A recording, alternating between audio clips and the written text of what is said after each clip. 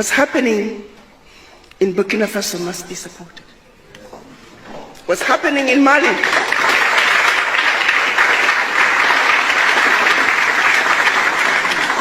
must be supported. What's happening in Niger must be supported. If you care the least bit about our future, how else are we going to get France out of Africa? How else are we going to get Britain, Germany, all those former colonizers?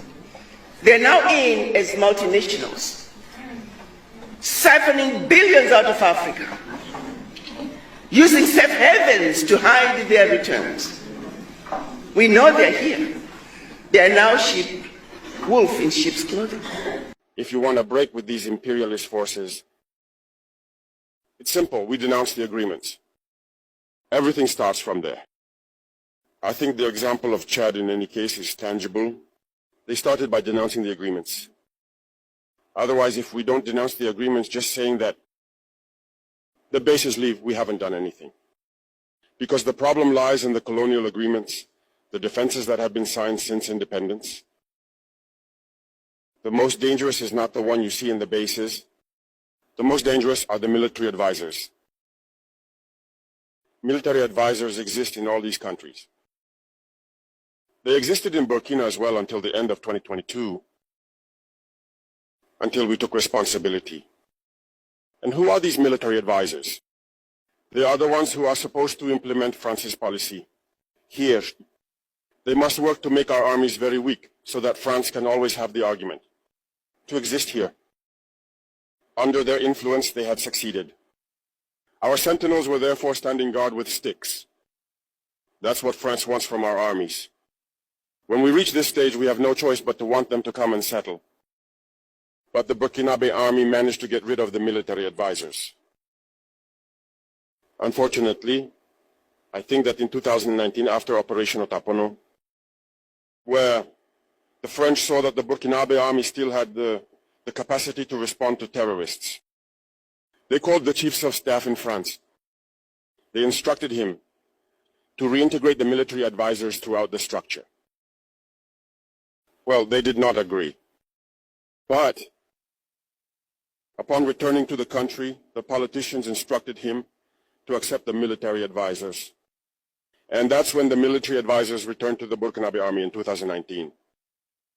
With all the consequences we know, the army was on the verge of disappearing in the years 2020, 2021. And indeed, this is the time when many soldiers had to desert because there was no longer any hope. We were in the process of collapsing. That's a bit how they work at the General Staff headquarters. In all army headquarters, in the schools, they are the ones who are supposed to dictate the policy of our army. They are the ones who tell us when to recruit, how to recruit, and what to do with them. They are in the schools to tell us how to train them, and so on. As long as these military advisors are there, you are not independent. Your army will just have the appearance of an army that is there to perform parades, a circus. But when war comes, you will realize that a parade is one thing, but war is another thing. You have to break the agreements. It's the only way to have an independent army and build strength. But many people do not understand this, perhaps. And even with these agreements, France selects from our states officer cadets to go and train them. It's through these same agreements. But in reality, these officers who go to train, for the most part for France, they come to serve the French state in their country.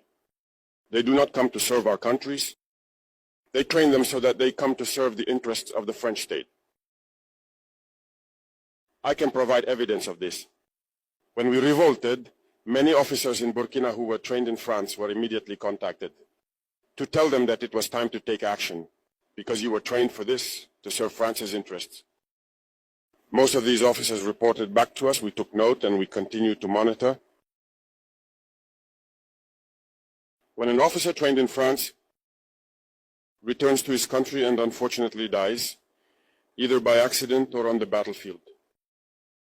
In France, there is a night of tribute to the fallen in the army, as there is everywhere else.